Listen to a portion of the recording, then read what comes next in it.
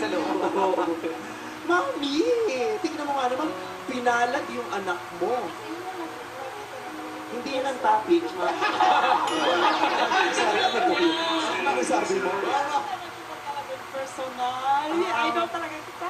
Ay, di ba? Sana makita ko kayo in person soon. Ayun, nakita ko na. Hindi yung AI. Bakit di ba? Parang masarap mong di ilagay dito. So, ayun na nga, yung anak mo ay sikat na sa Pilipinas at sa ibang bansa. Di ba? Ang daming natuwa dun sa sayaw niya, na sinasayaw din.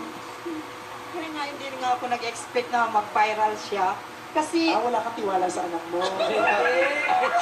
mayroon naman po. Pero hindi ko yung nasukat isipin na yung... Ganun kalala. Opo, kasi favorite niya kasi yung kanta ni Sarah Geronimo na Maybe This Time. Pag nasa bahay siya, yung kinakanta-kanta niya yan, tapos with